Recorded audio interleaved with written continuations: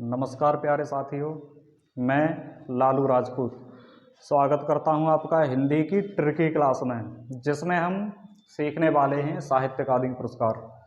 दोस्तों, इससे पहले हम 2 वीडियो में सीख चुके हैं, जिसमें 14 पुरस्कार सीखे हैं। अब उससे आगे सीखेंगे। इन्हें याद करने से पहले आप लोग पेन और कॉपी निकाल कर रखिए, इन्हें एक बार लिखिए और मेरे साथ साथ में याद करिए। याद करते हैं इनको।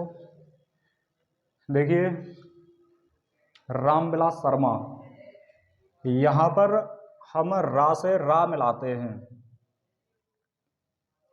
रा से रामविलास शर्मा और रा से निराला, अर्थात रामविलास शर्मा की रचना हो जाएगी निराला की साहित्य साधना। रा से रा, रा से रामविलास शर्मा और रा से निराला, अर्थात निराला की साहित्य साधना। अगला, नामवर सिंह की रचना है कविता के नए प्रतिमान। यहाँ पर हम नाम और रचना में मान, देखिए यहाँ पर हमने शब्द को उलट दिया है, नाम की जगह मान कर दिया है। तो यहाँ पर हम ध्यान रखेंगे कि नाम से नामवर सिंह और उधर मान से प्रतिमान, यानी नाम और मान। नामवर सिंह की रचना हो जाएगी कविता के नए प्रतिमान, नाम मान। अगली रचना है भवानी प्रसाद मिश्र। भवानी, भवानी से हमें ऐसा प्रतीत होता है कि हमारे दादाजी का नाम है, एकदम बुजुर्ग लोगों का नाम है। और बुजुर्गों का काम ज़्यादातर यही होता है कि वो रस्सी बनते रहते हैं या चारपाई वगैरह बनाते हैं, ये काम होता है बुजुर्गों का। तो भवानी एक बाबा जी टाइप का नाम है, बुजुर्ग टाइप का नाम है। तो भवानी प्रसाद मिश्र की बुनी हुई रस्सी, जो बुजुर्ग होते हैं ज़्यादातर वो रस्सी बुनना, चारपाई बनाना, यही काम होता है उनका। तो भवानी प्रसाद मिश्र का बुनी हुई रस्सी। अगले, हजारी प्रसाद द्विवेदी का आलोक पर्व। हजारी से हम करेंगे हजारों, हजारी से हजारों किया।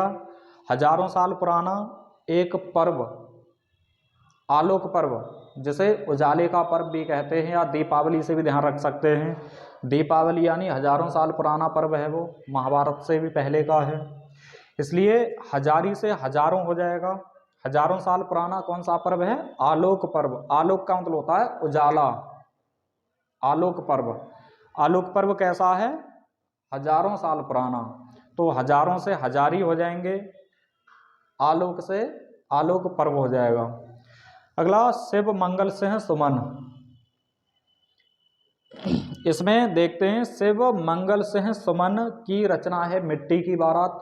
इसे हम इस तरीके से याद करेंगे, शिव जी का मंगल हो रहा है, यानी शिव जी का मंगल, विवाह, शिव जी का विवाह। आप सभी ने हो सकता है नाटक वगैरह देखा हो इनका, जिसमें भूत प्रेत जाते हैं बारात में इनकी में, वो धूल मिट्टी उड़ाते हुए जाते हैं। कोई कोई तो सीधे शमशान से उठ के चले जाते हैं, राख धूल मिट्टी उड़ाते हुए। तो उनकी बारात कैसी हो जाती है? वो सब मिट्टी की। शिव जी का जो मंगल है, यानी शिव जी की जो बारात है, वो कैसी है? मिट्टी की, यानी शिव मंगल सिंह सुमन की रचना हो जाएगी मिट्टी की बारात। अगले, भीष्म साहनी। भीष्म साहनी को हम याद करेंगे भीष्म पितामह। आपने महाभारत में देखा होगा, भीष्म पितामह को सरसैया पर एक कोने में ले जाके लिटा देते हैं अंधेरे में, क्या आप यहाँ पर लेटे रहिए। तो अंधेरा, अंधेरे का मतलब तमस, अंधेरे का मतलब तमस, तमस जो है अंधेरे का पर्यायवाची होता है। तो भीष्म पितामह को तमस में लिटा देते हैं, एक साइड में ले जाकर के, आप यहाँ पर आराम करिए। तो भीष्म साहनी से भीष्म पितामह ध्यान रखना है। और भीष्म पितामह को कहाँ पर लिटा देते हैं? सैया पर, तमस में, यानी अंधेरे में। भीष्म पितामह यानी भीष्म साहनी, तमस। अगले, यशपाल। यहाँ पर यशपाल नाम का एक व्यक्ति है, कहानी से समझिए। कोर्ट मैरिज करता है, प्रेम विवाह करता है, गंधर्व विवाह करता है। तो प्रेम विवाह करने के लिए बात पहले शुरू करता है, तो फिर बाद में उसका झगड़ा भी हो जाता है किसी वजह से, और आप सभी जानते हो कि झगड़ा तो तभी होता है जब दो लोगों के बीच में एक तीसरा व्यक्ति आता है। तो तेरी, मेरी और उसकी बात। यशपाल, तेरी, मेरी और उसकी बात, ऐसे ध्यान रखना है इन्हें। अगले आते हैं शमशेर बहादुर से हैं। शमशेर बहादुर से हैं, तो ये शेर भी हैं बहादुर भी हैं भाई। कोई बहादुर बंदा है, शेर है वो, तो किसी से चूकेगा वो नहीं। तो शमशेर बहादुर से हैं की रचना चुका भी नहीं हूं मैं, यानी मैं शेर हूं, मैं बहादुर हूं, तो मैं चूकूंगा नहीं किसी से। तो शमशेर बहादुर सिंह की रचना हो जाएगी चुका भी नहीं हूं मैं। अगले आते हैं भारत भूषण अग्रवाल।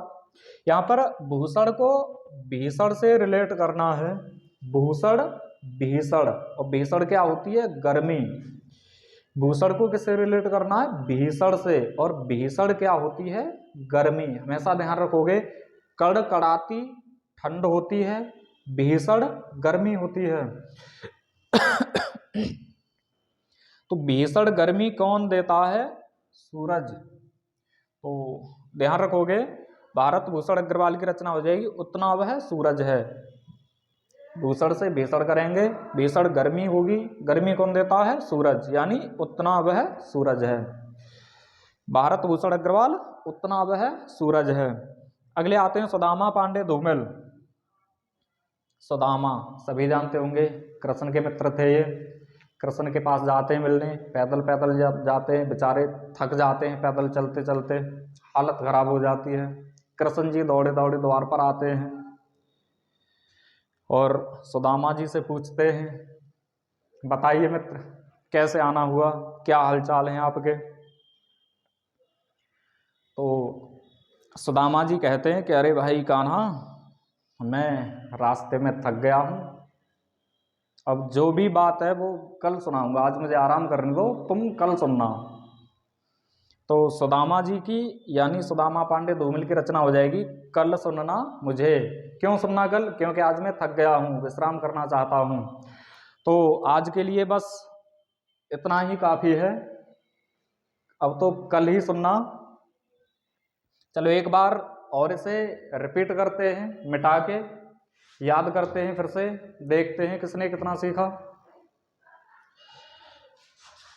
आप लोग भी याद करने का एक बहुत बढ़िया तरीका यही होता है, पहले रचनाकाल लिखो, वीडियो देखो, उसके बाद में फिर अपने आप इनकी रचनाएं लिखो। जब एक बार लिख लोगे अपने आप से बिना देखें, तो फिर जिंदगी में कभी नहीं भूलोगे। चलो याद करते हैं, रामविलास शर्मा, इनकी रचना कौन सी है? रा से रा बताया था मैंने, कौन सी है? रा से रा, रा से रामविलास और रा से निराला, यानी निराला की साहित्य साधना, निराला की साहित्य साधना। कौन सी साधना? साहित्य साधना।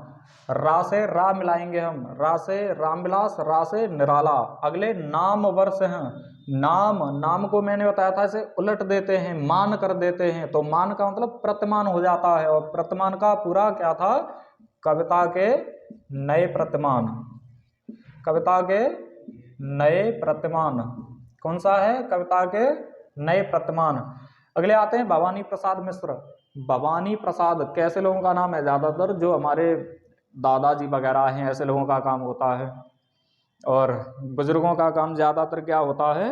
रस्सी बनाना, चारपाई बनाना। तो भवानी प्रसाद मिश्र का कौन सा काम है यहाँ पर? बुनी हुई रस्सी, बुनी हुई रस्सी। कौन, कैसी रस्सी? बुनी हुई। अगले हजारी प्रसाद द्विवेदी। हजारी से हजारों साल बताया था, और हजारों साल पुराना क्या है? एक पर्व आता है, कौन सा पर्व है वो? दीपावली वाला, जिसे हम और किस नाम से जान सकते हैं? आलोक पर्व के नाम से। किस नाम से जानते हैं? आलोक पर्व। हजारी प्रसाद द्विवेदी का कौन सी रचना है? आलोक पर्व। अगले आते हैं शिव मंगल सिंह सुमन। शिव जी के मंगल में कैसी बारात गई थी? भूत प्रेत गए थे, उसमें धूल मिट्टी उड़ाते हुए गए थे। तो रचना कौन सी हो जाएगी शिव जी की? यानी शिव मंगल सिंह सुमन की मिट्टी की बारात। मिट्टी की बारात, शिव मंगल सिंह सुमन, मिट्टी की बारात। अगले भीष्म साहनी, भीष्म से बताया था मैंने, भीष्म पितामह है, इन्हें कहाँ पर कर दिया था ले जाकर के, क्या आप पितामह है यानी भीष्म जी आप अंधेरे में विश्राम कीजिए। अंधेरे का पर्यायवाची क्या होता है? तमस। तमस। भीष्म साहनी की रचना कौन सी हो जाएगी? तमस। भीष्म पितामह को किधर छोड़ दिया था? तमस में यानी अंधेरे में, महाभारत में। अगले आते हैं यशपाल। यशपाल वही व्यक्ति हैं जो पहले प्रेम विवाह करते हैं, फिर उनका तलाक हो जाता है, और तलाक का आधार क्या होता है? वही किसी तीसरे व्यक्ति का बात करना। दो लोगों में झगड़े की वजह भी यही होती है, तेरी मेरी और किसी अन्य की बात। तो रचना इनकी हो जाएगी तेरी मेरी उसकी बात, तेरी मेरी उसकी बात। कौन सी रचना हो जाएगी इनकी? तेरी मेरी उसकी बात। अगले शमशेर बहादुर सिंह। शमशेर बहादुर सिंह की रचना कौन सी है? शेर भी हूँ बहादुर भी हूँ, तो भाई मैं क्यों चूकूंगा किसी से। तो रचना कौन सी हो जाएगी इनकी? चुका भी नहीं हूं मैं, चुका भी नहीं हूं मैं, चुका भी नहीं हूं मैं। कौन सी रचना हो जाएगी इनकी? चुका भी नहीं हूं मैं। क्यों नहीं चुका हूं? क्योंकि मैं शेर हूं, बहादुर हूं। अगले भारत भूषण अग्रवाल। भूषण को भीषण से रिलेट करना है। भीषण क्या होता है? गर्मी होती है। गर्मी कौन देता है?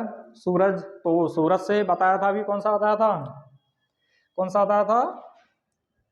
उतना वह सूरज है, उतना वह सूरज है। भारत भूषण अग्रवाल की रचना कौन सी हो जाएगी? उतना वह सूरज है। अगले सुदामा पांडे धूमिल। सुदामा जी कृष्ण से मिलने जाते हैं तो क्या कहते हैं? भाई आज मैं थक गया हूं, इसलिए मैं तुम्हें कल सुनाऊंगा। ठीक है। सुदामा पांडे धूमिल की रचना कौन सी हो जाएगी? भैया कल सुनना मुझे, कल सुनना मुझे। रचना इनकी हो जाएगी कल सुनना मुझे। दोस्तों अब मैं भी आपको कल ही सुनाऊंगा, इससे आगे का ज्ञान कल की वीडियो में देंगे हम।